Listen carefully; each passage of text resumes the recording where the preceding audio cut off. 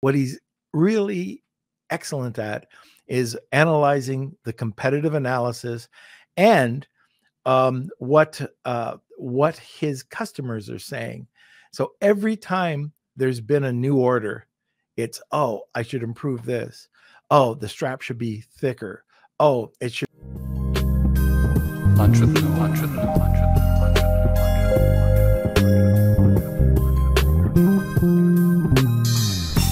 Hey everyone, it's Norm Farrar, aka the Beard Guy here, and welcome to another Lunch with Norm, the e-commerce and Amazon FBA podcast. Today, we're going to be discussing streamlining product development from your idea to the conception. And we're also going to be talking about how to reduce time and costs during the idea to conception stage. And we're going to be talking about advice for expanding your product line and how sellers can be more efficient with their supply chain management. All right, welcome to another Lunch with Norm, the e-commerce and Amazon FBA podcast.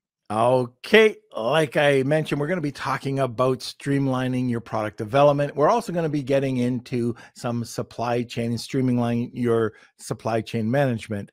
Our guest is co-founder of both Gembah Inc.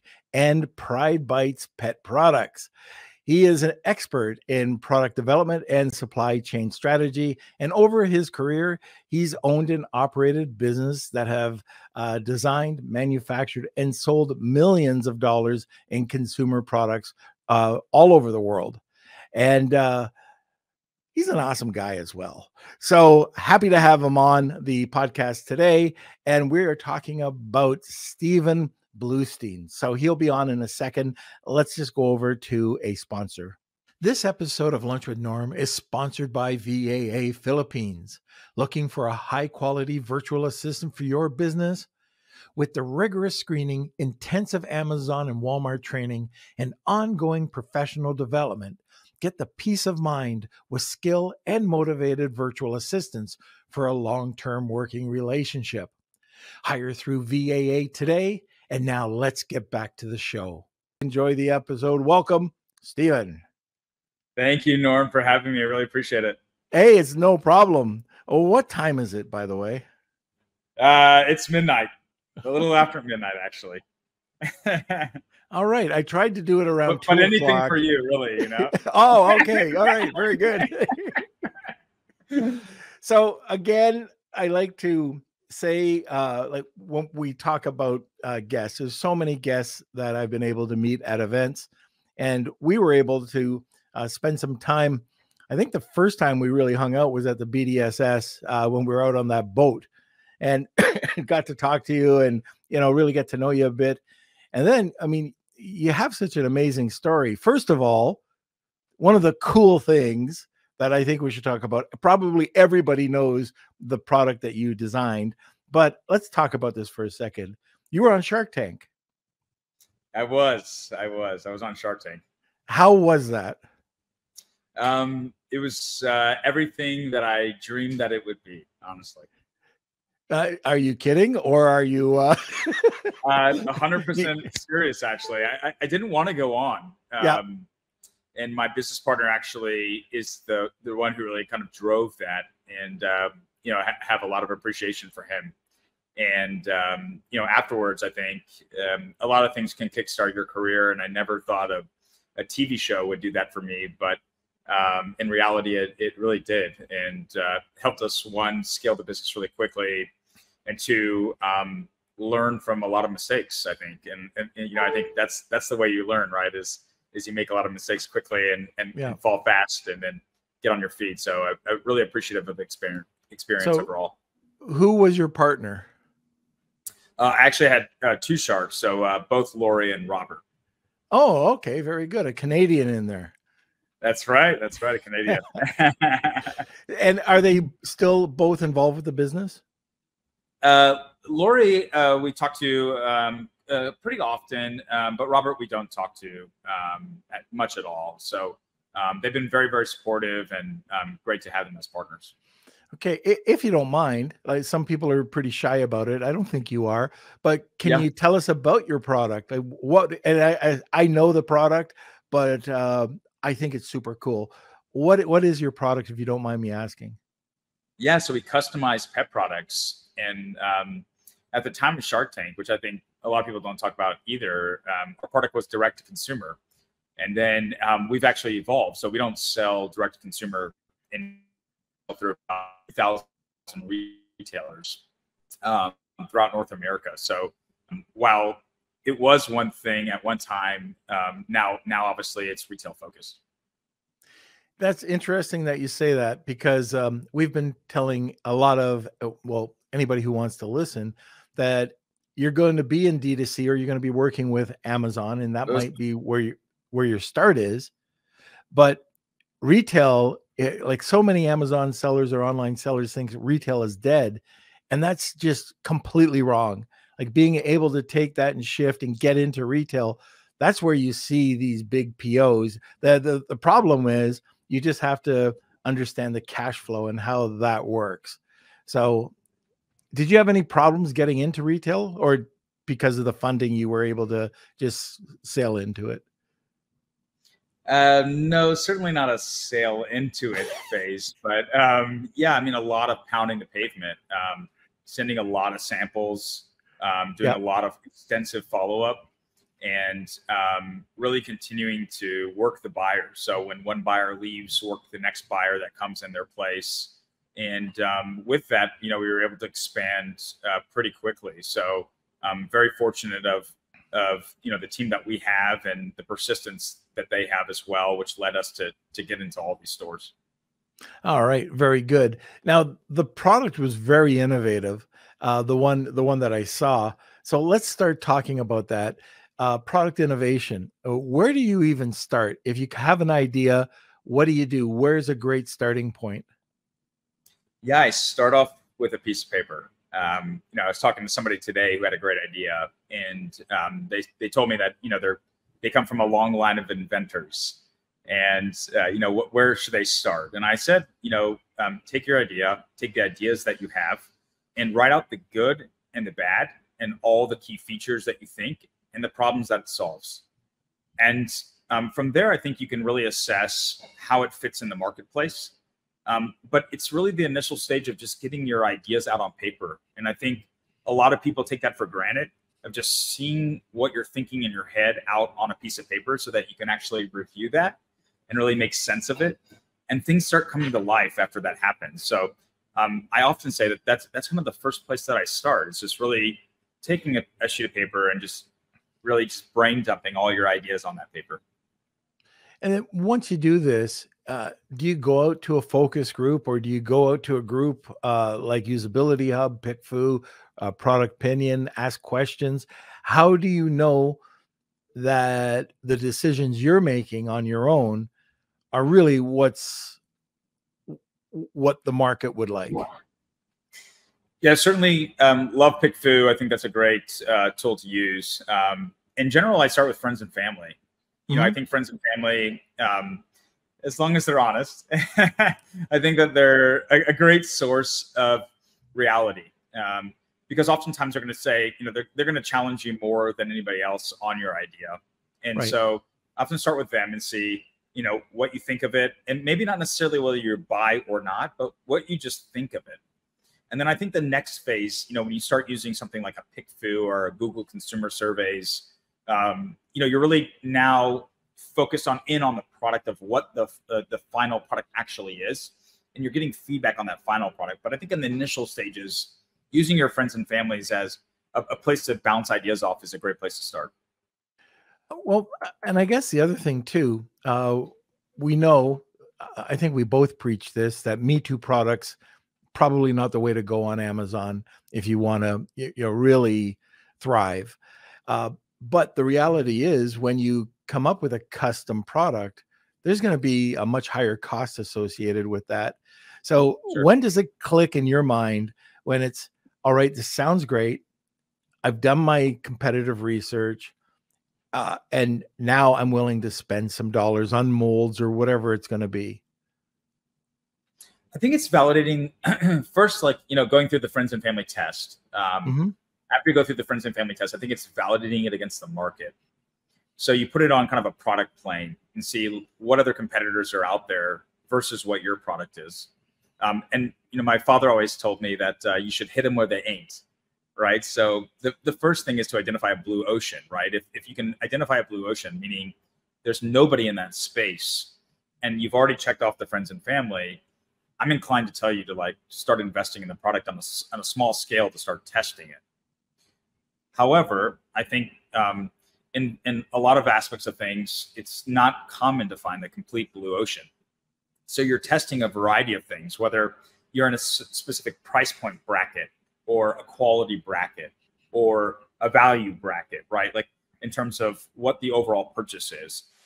And so once we kind of have that down, and you understand the scale within that bracket, and if it's something that's substantial, then I think it's worthy to test.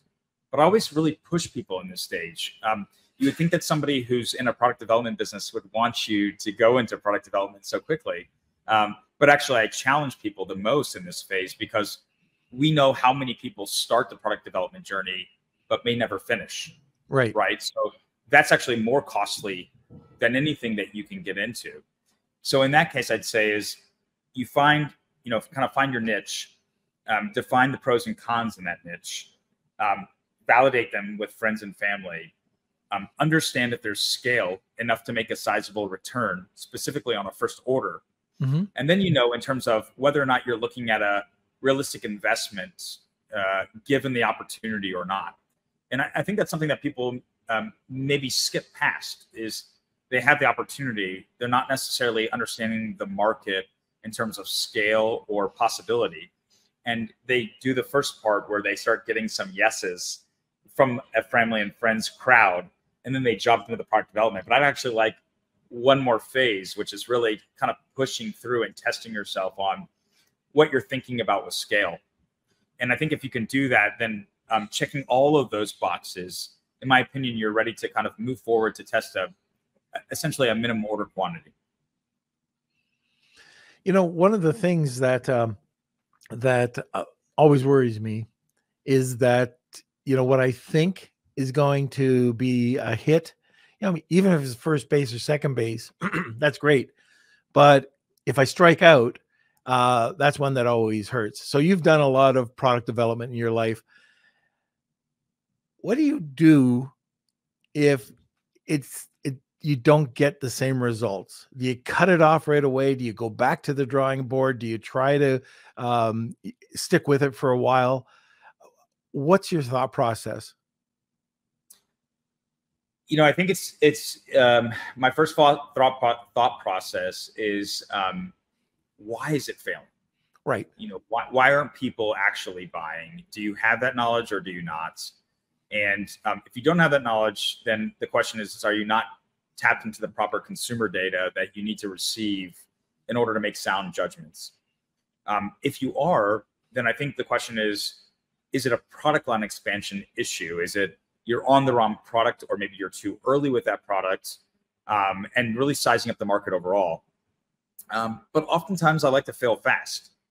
Right. If I don't see the traction that I like, even though with our product, it took us a good 5 years to really understand whether or not we were fit within the marketplace. We had to go to a number of trade shows. We had to test a number of buyers. In our case, we got a lot of sell-through really quickly, actually, and then hit kind of a lull, and then expanded product line and changed a little bit of our approach, and then found that other increase that we were looking to hit. So some of it is gut. Some of it is listening to the data. Some of it is positioning and whether there's a product line expansion that can help you identify something in the market that actually is a need. If you presented something that may be some sort of a subset of a need. So it's really kind of filtering through these different issues. Again, I think it's putting them on paper and sizing them up and understanding what you're up against to be able to make the right decision as an entrepreneur on whether or not you're going to continue to go down that path or not. So not such a straight line answer. It's definitely a little bit of a little bit from here, a little bit from there, a little bit from here, depending on your risk tolerance, right? If you have a greater risk tolerance, you're going to stay in that, what we call stay in the box for a longer period of time.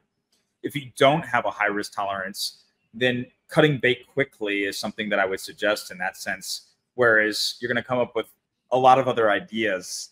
So something could hit, but maybe this one is not the best idea that you had. So I think there's a lot of different variations in that answer. But ultimately, it's up to that entrepreneur to kind of read the feeling and the data and make the best judgment based on that data. Very good. One of the things that this goes back, we have a dream client. So in our managed services side, this guy he's a physiotherapist, and Okay. he's never done anything. He's never designed anything. And then he thought of something that could help his clients out. And he put it into market last year. The first 7 months, he sold about $1.2 million, I believe. He's at the 2 million mark now. And what he does, and he doesn't think of himself this way, which is kind of interesting. And the reason why I call him a dream client is that he listens to people that have the expertise.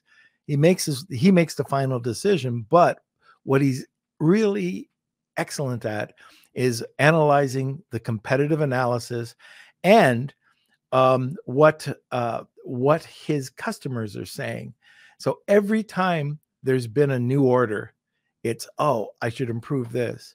Oh, the strap should be thicker.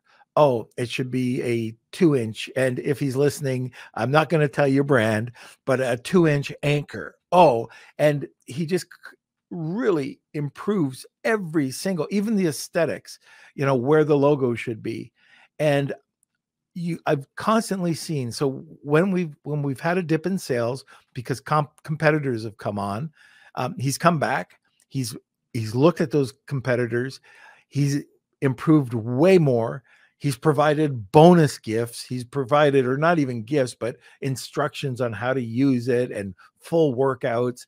Anyways, I love it. I mean, this is what we all should be doing. And I know that I probably don't do it as much as I should, but it is part of our routine to go back and check reviews and just, try to beat up the competition a bit and just have a better product. Do you go back, like your products that you have, very successful product line, do you go back and are you constantly revising it, or is it pretty much, I've done this enough, I'm the leader out there, I'm the innovator, and I'm just letting it fly? Well, we certainly preach in our business to not be complacent. I think that's Right. really important as an entrepreneur, is constantly thinking about how to innovate. In our case, I think, we are really kind of a really niche market in B2B pet, right? There's not a lot of custom B2B pet out there. And so we started off with the PrideBite, which was really kind of a different product on the market. It was a foam-based dog toy that was pretty durable, could handle 55 pounds of pressure pull, could float, was machine washable, a lot of elements of that were really great. After we launched, we won Best New Product of the Year in the pet space. And before us, really, really mainstay products like the Kong came before us, those types of products. So really cool to be mentioned alongside those types of products. And I think what we were thinking about in terms of developing it was, you want to make it stronger, right? You want to make it, give it more features in terms of like, what can you do with the foam? What elements do you have with it? So we definitely went from a 1.0 to a 2.0 with the product. And I think that's key. I think a lot of people that come to us at Gembah, actually, they come to us thinking that their first product is going to be their home run. When in reality, when you make your first product, you're actually immediately thinking about version 2. And as you're like midway through that product. So I think you definitely iterate to make things better, looking at quantitative and qualitative data. But ultimately, we released more products in the product line, which addressed the concerns from the qualitative issues that we were receiving. And with that, actually gave people an ability to have more choices, from eco-friendly to getting into cat products to getting into clothing, which I think was a big deal. So in our case at PrideBites, one, I definitely think you should listen to the reviews, qualitative and quantitative. Look at all the research. Don't be afraid to adapt your product. But in that sense, that if you feel like the product is widely adopted, in our case, our PrideBite has sold well over 10 million products at this point. So for us, it wasn't about creating new. Sometimes you have to understand that you're not serving every client, that's a really hard thing to kind of bite off at the beginning. Is like, if you feel like someone says a no, is it because they're not your addressable market? Is it because they don't like your product? You got to really dig deep and get that feedback to really understand what you're doing with that product. If I'm selling to a 150-pound dog who's going to rip my product up in at least 1 second, and the owner is not educated enough to really understand that, I have to, one, either change the education, right? Or fit a new market, create a new product line that's going to address the market that's the tough chewer in that sense, because my PrideBite's never going to get there in terms of being that product line. So again, back to kind of reviewing the data, I think your client is amazing, right? Exactly how you should be is looking at the data, seeing how you can evolve 2.0, 3.0, 4.0. But if you start reaching that point where you're reaching mass and you're still getting some quantitative and qualitative data that you don't like, the question is just, can you address it by fitting another product in the line or moving a product in the line of that variation? So I think that's a little bit of kind of how we work with things on our side while receiving the quantitative and qualitative data. Got it. Okay. We are close to the bottom of the hour. By the way, is Heinrich and Zach like looking at you, making faces, waving their arms, or are you by yourself? Yeah, I'm actually in China right now, visiting our suppliers, our team here. We have quite a few members of our team here in China. Okay. Yeah, so unfortunately right now they're not, but if I was in Austin, they would certainly be making faces at me right now. I thought they would. Okay, so at the bottom of the hour, if this is the first time you're listening to the podcast, we have something called the Wheel of Kelsey. So all it is, if you want to enter, this is a giveaway. It's hashtag Wheel of Kelsey. Tag 2 people, you'll get a second entry. And today we've got a really great $500 value giveaway. Stephen, let's talk about what that giveaway is. Absolutely. Yeah. So today we have brand.gembah.com. It's the first marketplace for new product concepts. So if you're looking to ideate or have a new product concept that you're looking to launch or trying to get something new onto the market, it's a great way. It's really cool. Go to brand.gembah.com, scroll through the pages, see the products you like. Today, we're giving away a free product reservation. So you can reserve any product you want and make it yours. Once you hit that reserve button, it gets removed from the marketplace and actually is your product itself. As long as you comply and move into sampling in the required time, it stays with you.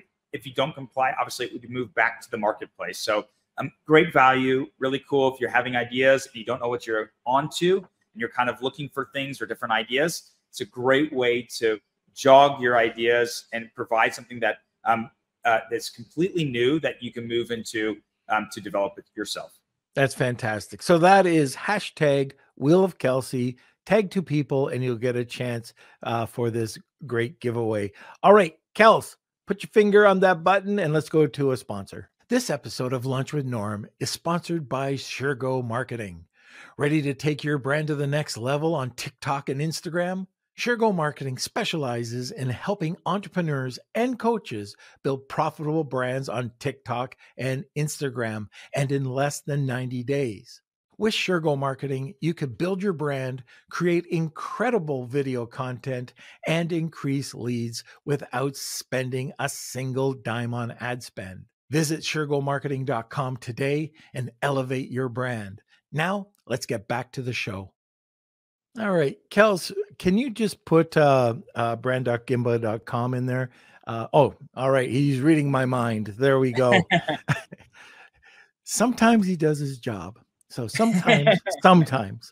But, the other thing, listening to you, the other thing that I hear is that you really have to know that audience. So building out a persona or just doing that research. So if your product is geared towards the St. Bernard, you're not targeting the Chihuahua owner, and I think that's Correct. So important that a lot of sellers still, I believe, I don't have stats on this, but just the ones that I've talked to, a lot of sellers don't do enough research or don't understand who's buying their product.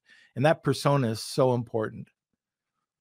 Yeah, and I think also how they're using the product, right? In our case, at PrideBites, we got hung up on Do our customers sell the product to make a profit, or do our customers give away the products as a form of marketing? And I think that's also the case, right? Like, we're targeting buyers. And so buyers is a kind of a uniform customer, but the use of the product sometimes changes in terms of how we think about it. So just another aspect, maybe if somebody's not necessarily only direct consumer or also using retail, just another way to think about it. Right. Okay. Let's talk about how sellers can reduce time and cost during the ideation or conception stage. Yeah, absolutely. So I think, one way obviously is our solution at brand.gembah.com, but I think we see a lot of people getting hung up here. So right. It's, hey, I don't necessarily, I have an idea, I haven't fleshed it out yet. So I go back to the days of kind of just going through magazines and cutting out different images, different words, different things, and kind of clipboarding, your overall ideas. And I think people don't think about that enough, but kind of building your persona that way, understanding kind of the aspects of the features that are in the marketplace as well, kind of going through the other competitors that are out there and really understanding where the hits and misses are in those products and that qualitative data that's provided. And allows you to kind of ideate faster once you get everything out in front of you and you can kind of see it visually. Then it will allow you kind of to put it out on paper. And what we're telling people nowadays, like especially since AI is being such a surge in the marketplace, is write your prompt. Mm-hmm. Write your prompt for what you think your product could look like or what you want it to look like. And that's actually a great way to start, whether it's you're giving it to a designer or you're doing it yourself and you're going to source it all the way through. Either way, I think writing the prompt actually helps you get in the mindset to be able to explain to somebody directly, what's my story of the product, which ultimately will cut down on your cost and your time. Right. So not only in the conception side and writing a really good specific prompt for ChatGPT, for persona, or for how you can stand out in the marketplace, but also on the image side. So if you're looking for conceptions or just, some thoughts on drawings, do you ever go down the Midjourney route and say, this is what I'm looking for, and just have it, just kind of have a visual so you can present it to a company like you? Yeah, I think Midjourney is a great way. I think all the generative AI tools are really interesting. I think, we kind of take it one step further and provide those into our design network, and then let actual designers kind of take those images and make them final products, which I think is kind of the one caveat that Midjourney is missing is kind of that tie into realization of, can that product actually come to life or not? In our case, what we're doing is having factories kind of support that. So presenting ideas, if we're using some sort of tool to help people get to those ideas or designers to get to those ideas, that's okay. But we want a factory really to back them and say, we can make this product, and not only can we make this product, but here are the unit economics behind it. And I think that's really important. I think that step really solidifies not just the idea, but actually that it's a real functional product that can come to life.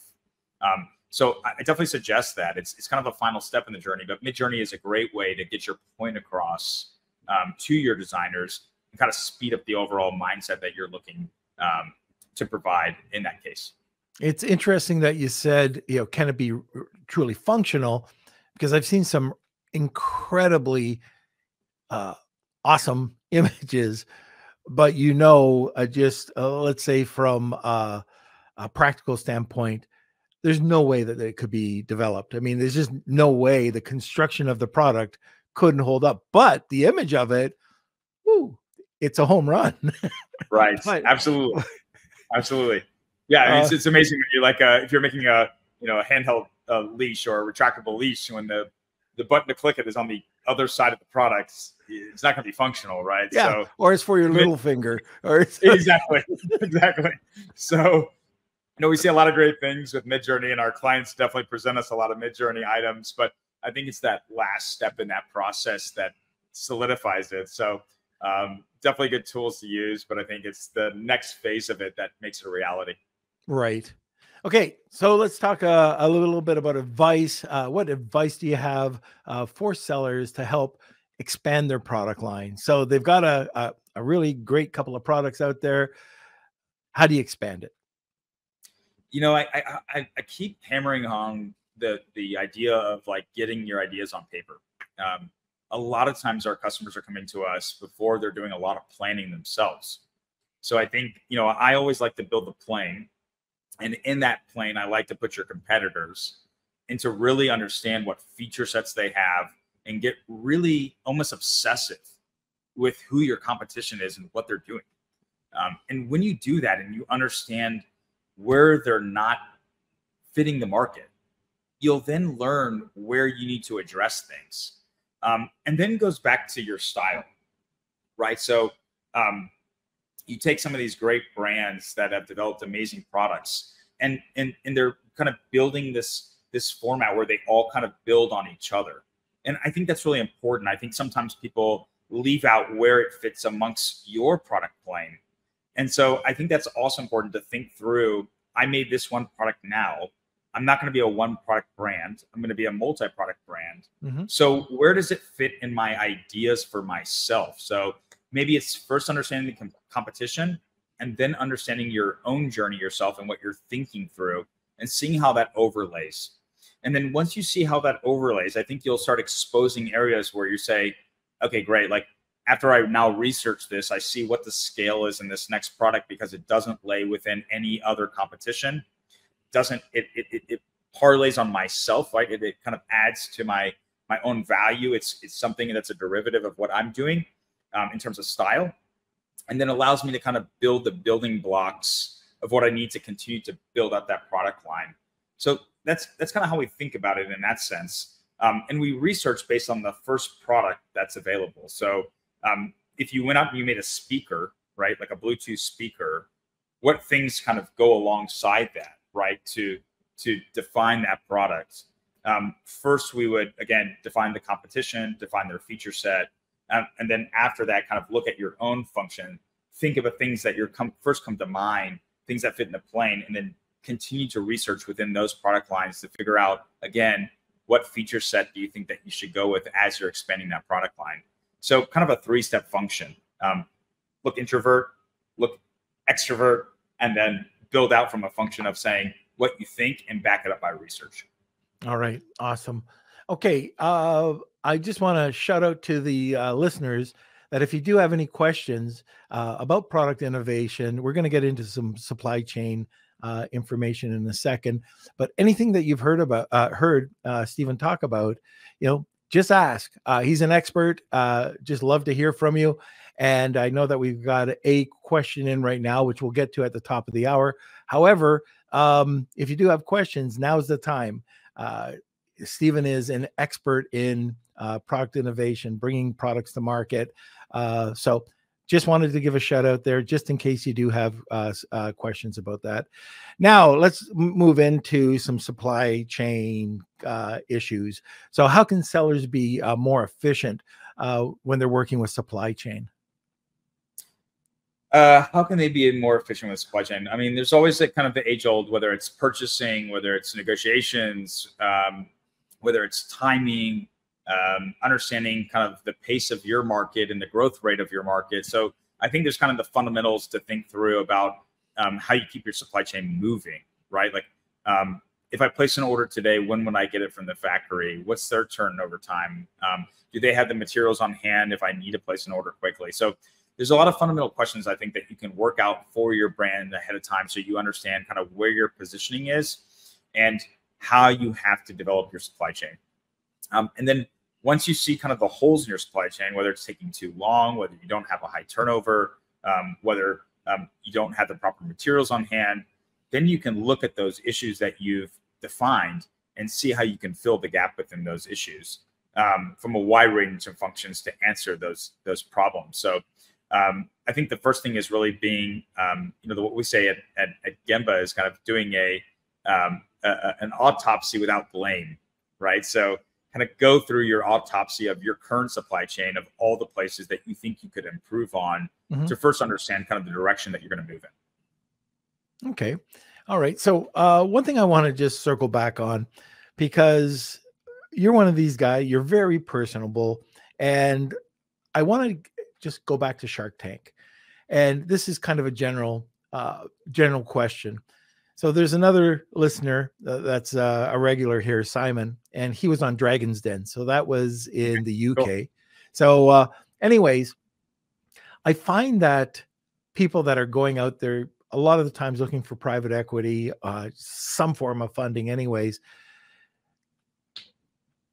you have an advantage if you are a bit more of an extrovert, if you can go out there and talk. Like, you must have been nervous talking in front of, the Shark Tank, but do you think your personality or the ability to talk about your product, or I guess what am I trying to say? Should you have a spokesperson talk about your product that is passionate if you can, if you're going for funding, or maybe you're an introvert? And the reason why I'm saying this is, if you can't bring out the passion in the product, you're the brains, but you just don't have that personality.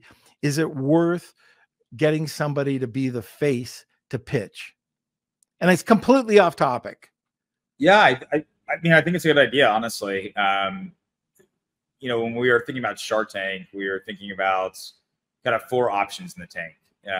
You get a deal and you look good, which is the best option. But you always look good. Just smile and wave. Appreciate it.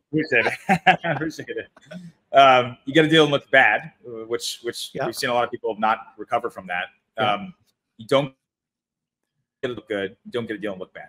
Right. So we want to be in this quadrant of, you have to assess it from, what you're into, and know that, you're going to have to be bubbly. You're going to have to be overly extroverted, regardless if that's how you want to be or not. That's what the show requires, right? And so I think if you're not that person, then that's a great idea. Like, go out and find somebody who is that person, who sells you well, and kind of gives you a better light than what you feel like you would do, especially if you're going to be too nervous to put it forward. Now, we practiced 150 to 200 times before we went into the tank. So my other part of this comment would be is practice. Like, this is your one shot. Yeah, don't wing it on the biggest stage of your life. Don't screw it up. Right. Make sure you're good and practice a lot. So we certainly did that on our side. And I definitely would recommend that for anybody else. Not just a Shark Tank, but any pitch that you're going to go into, big or small, to be prepared. I mean, that's what we say at Gembah, at Nonstop, is we may look young, so we want to be overly prepared when we get to the table, to know that we are the most prepared person in the room when you meet us. And I think that goes the same thing when you're either in Shark Tank or pitching in front of any investor. Great answer. Wow. Yeah, it's just so interesting. And I wonder how personal, I wonder what the stats are. So I kind of fell into this, but there was a venture capitalist that was out there. And anyways, I got to sit in on a ton of his business meetings. So people that were pitching him, he's going to fund this thing, but, anyways, I would just sit in, and for about 20 or 30 of these pitches, he'd ask me what I thought about it. We just got to know each other, and we just kind of hit it off. And then eventually he got me to sit in and do all the talking and ask all the questions. And what I found was the people that were engaging, even though they might have a poor product, or they didn't know their numbers, or they just couldn't explain it properly, but were passionate, had more of an opportunity than the programmer who just couldn't express his feelings or his passion. And I just think it's so important that you have to look at that and practice. It helps. It like 200 times. You probably did it 201 times. But, anyways, I just wanted to bring it out. I know it's a completely different rabbit hole, but you're one of the guys that have come on to the podcast that have gone through that. And I wanted to bring that out to all the listeners. So anyways, I know that we got a couple of questions here. So why don't we jump over there? Actually, we got a few questions now. All right. Yeah, we got filled up with questions here from Dennis. I already have a product idea. Will Gembah be helpful to make that idea come to life? And if so, how? Did you plant that guy, by the way? I was going to say, is that Henrik? No, that's Dennis. The next one's Zach, by the way. So exactly. Dennis, thanks for your question, man. So our traditional business is helping people go from idea from the back of the napkin to the shelf. So we can certainly help you formulate that. We have over 300 designers in our network, over 3,000 factories in our network, and a great team of great project managers who really understand launching products. So that's no problem at all. It's what we do every single day is bring ideas to life. Okay, great. Okay, from Neil, or AKA Wish I Was Mark Cuban, what is the minimum cost to develop a new product properly? Thousands of dollars, tens of thousands of dollars. Yeah, that's a great question. So we think of things kind of on three different product planes. So you have white label products. These are products that you can buy, you can choose from a factory catalog, brand it yourself, and put it out in the market. We have custom products. Those are things that are white label that you slightly adjust, but you don't have to adjust the molds of them. And then again, brand them your way and launch them in the market. And finally, you have unique products. So things that have never before been on the market, never been sold, and developing them from scratch. Those are your most expensive products by far. Custom, slightly different. I would say that's more in the $10,000 range on a custom product with everything that you need from ordering, etc. And then white label, I'd say, is in your kind of thousands of dollars range, where it's identifying something that's already on the market, finding a good factory partner, and then branding it for you. So kind of three different approaches: one that's kind of lower cost, one that's kind of middle cost, and one that's obviously pretty expensive in terms of developing it from scratch. It's something that's unique. So different options that you can have if you want to go down that journey. Okay. Okay, great. From Spencer, when developing a product, how do you learn the customer pain points? I think things like PickFu and other those consumer data analytics tools are a fantastic way to learn consumer pain points.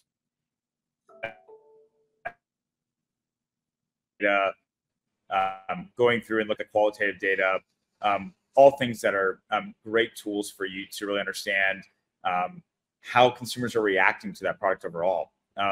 Then, of course, I think it's just your own focus groups or things of that nature. When I first launched my products, we did our own focus groups. We would go down downtown in Austin, and we would actually hand out these flyers to say, are you willing to accept $50 to come sit with us for 10 minutes to give us your feedback on our product? So there's a lot of different ways to get product feedback, from online tools to being in person. But the most important thing is that you collect it. Yeah, and something else that you can do is when you're developing this product, you've probably got a similar product out in the market that you just want to build the better mousetrap.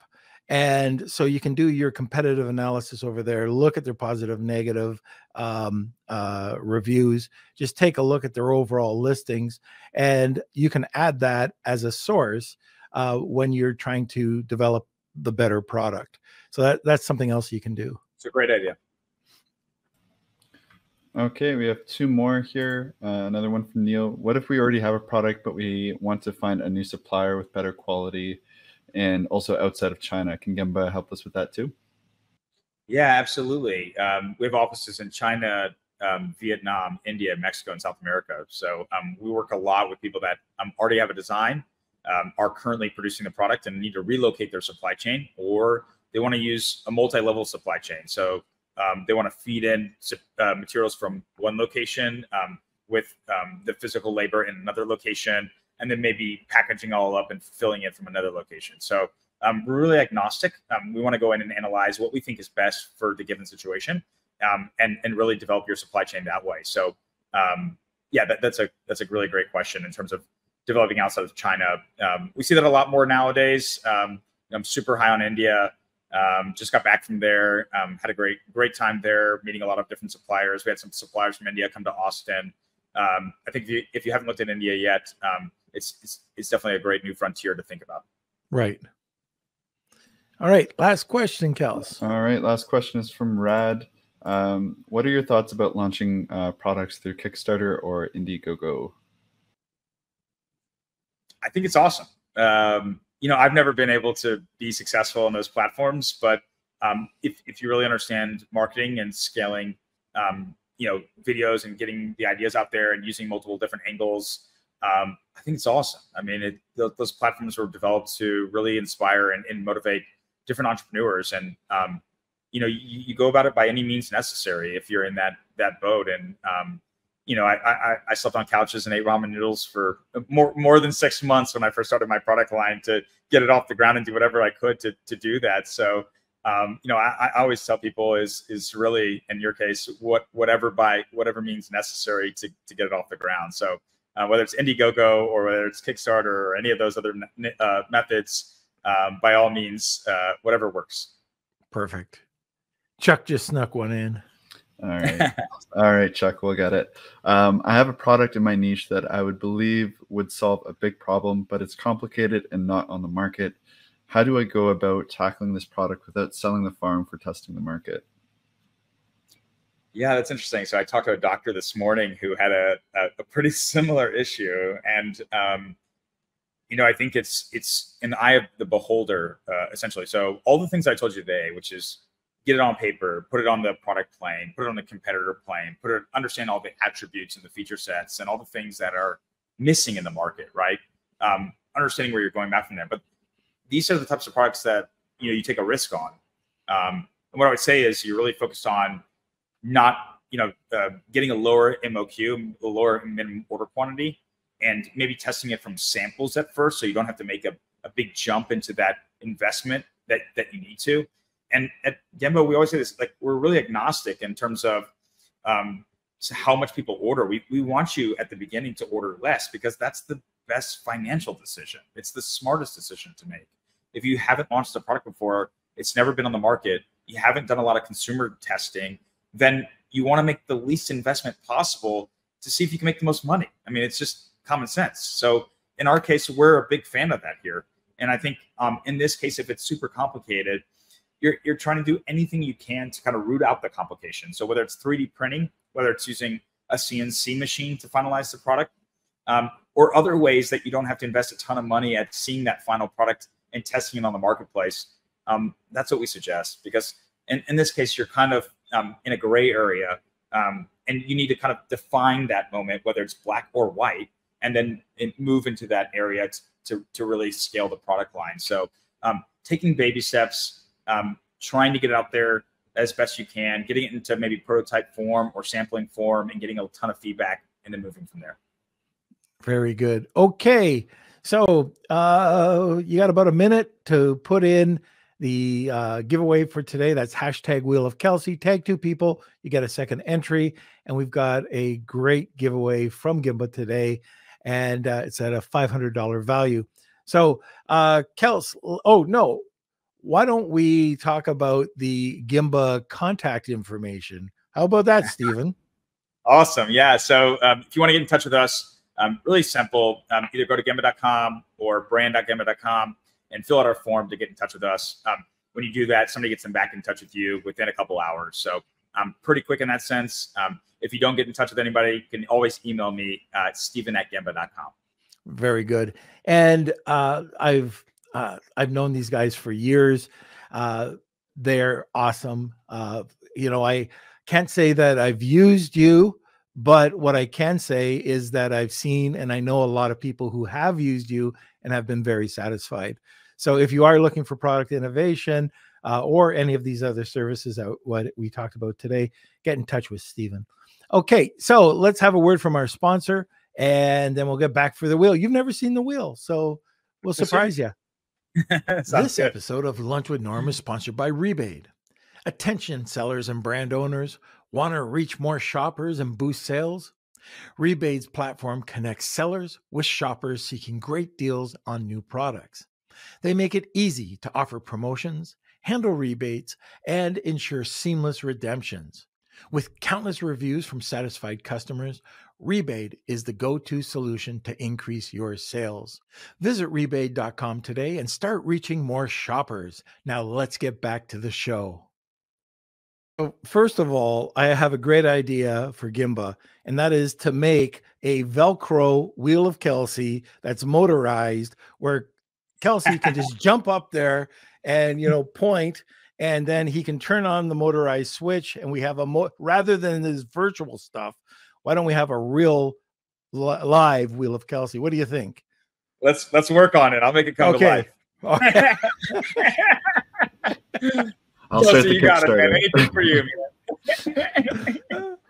All right, Kels, let's start the wheel. Right. Here is the wheel of Kelsey. It's time for the Wheel of Kelsey.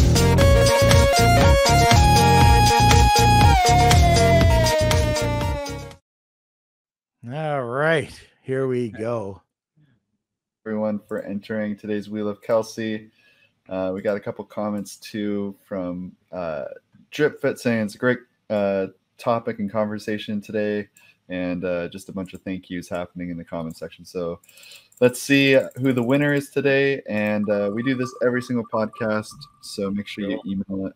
If you are the winner, It'll be a good one. Email me kate@lunchwithnorm.com. And Justin, congratulations. All right, Justin from Facebook, please email me kate@lunchwithnorm.com, and we'll set you up with your prize. Congratulations. And yeah, congrats. Yeah, and we do have comments about the wheel. So the new wheel. Let's see, what does it say? Sounds good. I can't even read it. Put Kelsey, what does that say? There, I'll read it. All right. Put Kelsey into a Velcro suit, and he can jump onto a spinning wheel to pick the winner. That's it. In fact, when we go to different events, we could do the live Wheel of Kelsey show at different events. There we go. All right. All right. Stephen, 1 o'clock in China. Thank you so much. Thank you so much for taking part in this. I told you, on that boat that we're going to get you on. So we finally did. And I appreciate that very much. I guess I'll see you in Austin one of these days. Want more great information? Don't forget to subscribe by clicking here. Also, if you want to check out our latest podcasts, click over here. Lunch with